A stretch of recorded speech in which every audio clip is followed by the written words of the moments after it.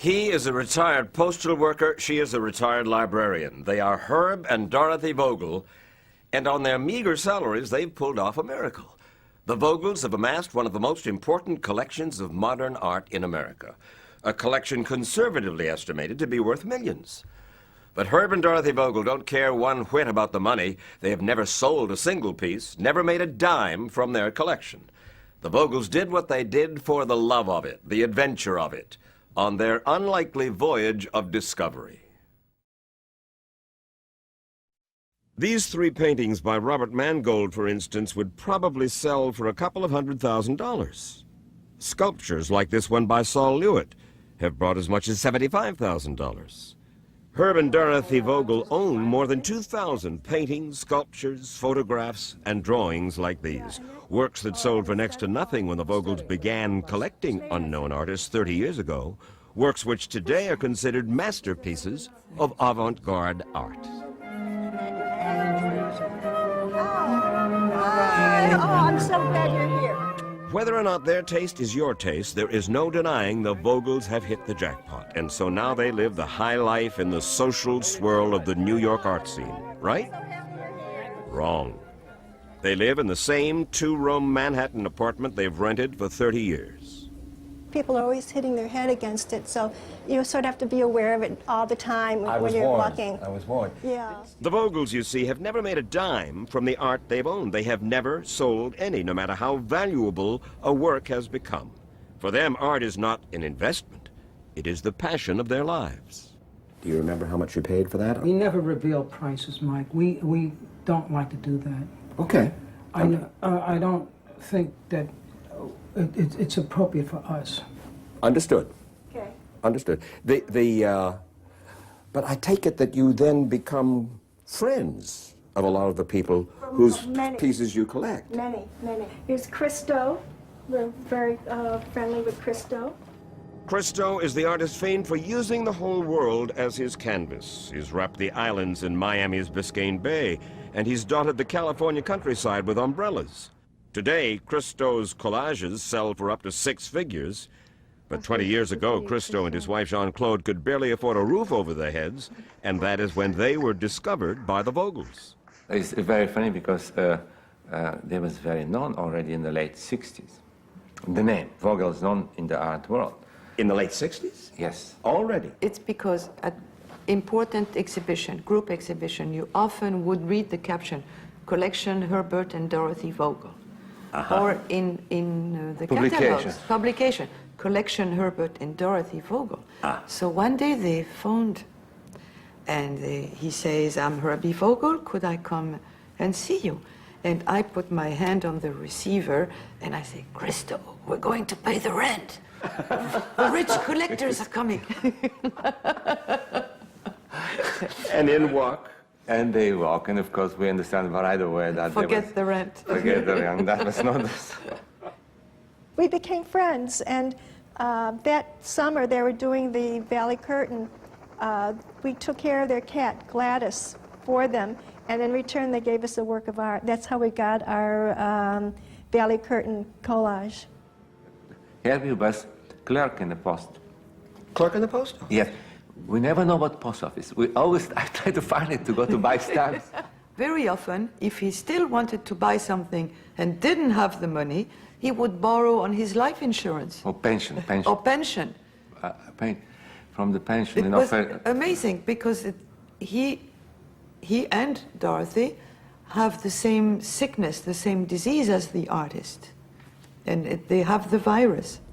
Herb and Dorothy can get an art fix anywhere they happen to be in their apartment, and sometimes their masterpieces turn up in the most unexpected places. That was by Richard Tuttle. You see it? Now. No, right here, right here. Yes, I see it. That was first shown at his exhibition at the Whitney, I think in 1975. And then we had it in another place in our apartment. Dorothy. Yeah. Wait a minute, please. That's a fact.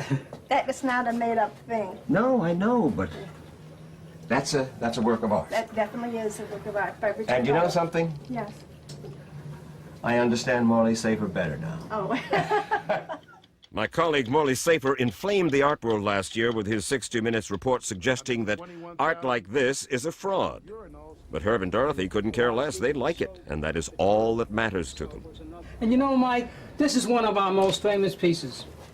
We've loaned it since then. I don't know why, but it is. It's been on loan to another show at the Whitney. It's been in California in another exhibition. It's a piece of rope. That's Is that right. a tack through it? Yeah, it's a little nail. Yes, it is. A little nail. Yeah, And it's a little shredded on either end. Right. that's right. Signifying what, if I may? It doesn't have to signify anything. No, that's true. It's just a visual thing.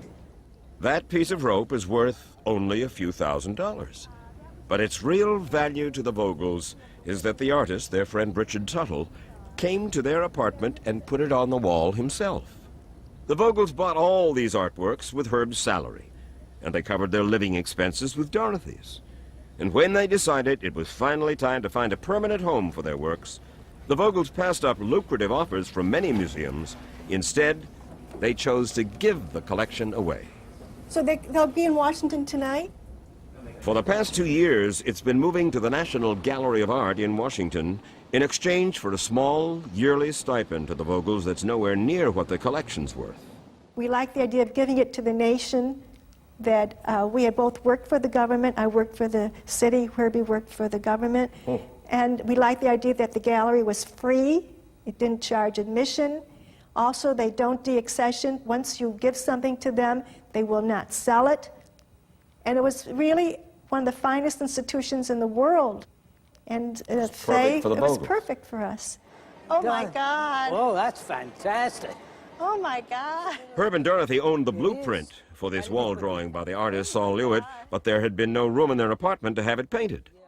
At home, they'd had to lock this sculpture by Richard Tuttle in the bedroom to keep it away from their cats. I remember one time a bug came on that one and I tried to get it off. Now, when Herb and Dorothy stroll around the National Gallery, they are accompanied by a curator or two.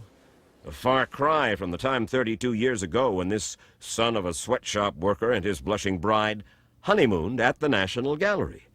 Herb gave Dorothy her first art history lesson there, and for years before that, he had arranged his own life so that he could take art courses and hang around painters as much as possible. I used to work in the post office on a night shift and get 2 hours sleep, and I'd go to a lot of important lectures. I did it all by myself. Nobody told me to do so.